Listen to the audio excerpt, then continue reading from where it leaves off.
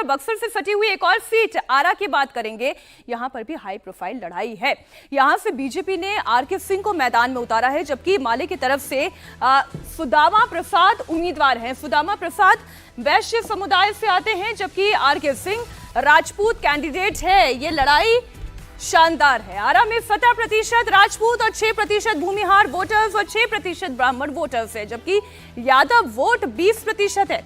ऐसे आप देखेंगे तेजस्वी यादव है, यादव वोट ही 20% है, तो लगेगा कि ताकत यहाँ बहुत ज्यादा है, क्योंकि 20% यादव, उसमें 7% मुस्लिम वोटर्स को आप देख लें तो 27% यही हो जाता है। लेकिन अगर राजपूत, भूमिहार, कुशवाहा और ब्राह्मण वोटर्स को आप जोड़ दें तो ये इस MY समीकरण से आगे जाता हुआ दिखाई देता है। पूर्वांचल से सटी हुई एक और सीट सासाराम, जो कि सुरक्षित सीट है।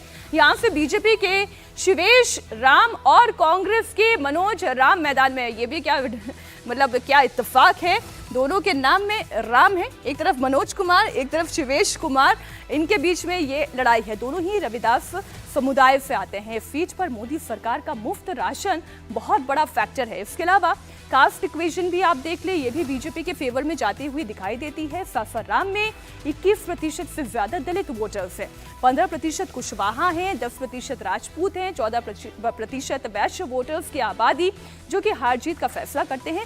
यादव और मुस्लिम वोटर्स की कुल मिलाकर आबादी 17% हो जाती है। हमारे साथ नीतीश लगातार जुड़े हुए। नीतीश, जो मैंने अभी थोड़ी देर पहले पूछा था कि एक लाभार्थी का वोट बैंक है, एक महिलाओं का वोट बैंक है, ये वोट बैंक अगर कंसोलिडेट हो जाता है, उसके बाद फिर इसमें आप कास्ट इक्वेशन को भी जोड़ लें, तो क्या ये एनडीए की ताकत को बढ़ाता नहीं है?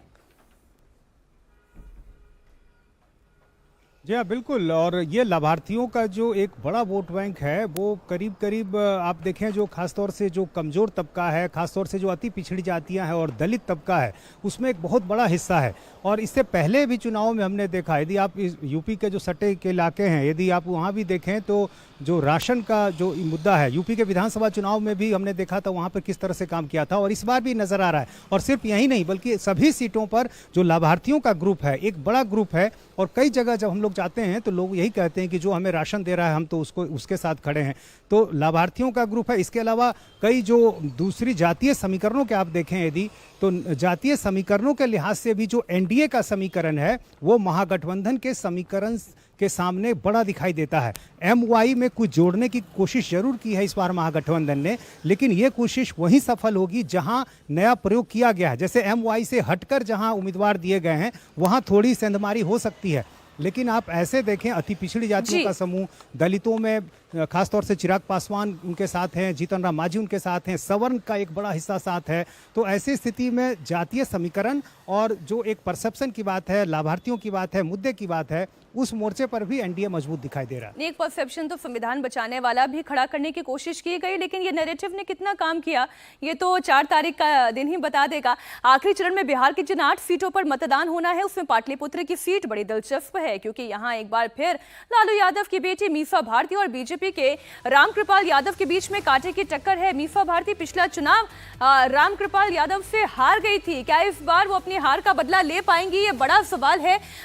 यहाँ नीतीश, में जल्दी से आपसे एक बार चर्चा कर लूं, क्योंकि आप मीसा भारती से मुलाकात करके आए थे और बड़े कड़वे शब्दों में नरेंद्र मोदी की आलोचना करना, नीतीश कुमार की आलोचना करना, लेकिन एक बार वो ये चुनाव हार चुकी हैं, दूसरी बार फिर कोशिश में है। कोशिश कितनी कामयाब होती नजर आ रही है?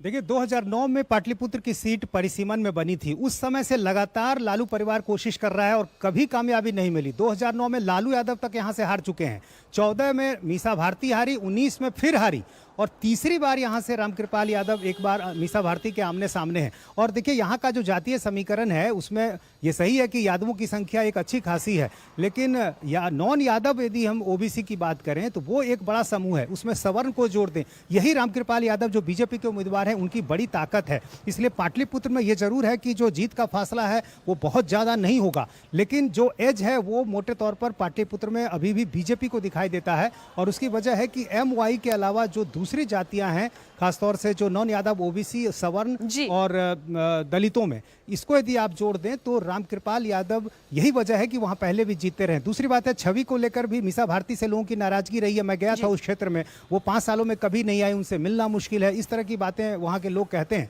और रामकृपाल यादव ने लगातार उस क्षेत्र में, चाहे वो बर्थडे हो किसी के घर में कोई हादसा हुआ हो, ये किसी बात भी तरह का बिल्कुल कोई ठीक कार्यक्रम है हो, नीतीश रामकृपाल कि यादव की अगर छवि यही है कि नेता वो वहां चाहे आकर हारे लोगों चाहे को जीते, पहुंचते लेकिन फिर भी जनता के बीच में रहे तो अपने आप जनता उसके साथ जुड़ती चली जाती है। ये जुड़ाव कितना कारगर साबित हुआ है रामकृपाल यादव के लिए, या कितना नुकसान मीसा भारती को हो सकता है, ये बहुत जल्द सामने आने वाला है। बहुत शुक्रिया नीतीश आपका पूरी जानकारी के लिए।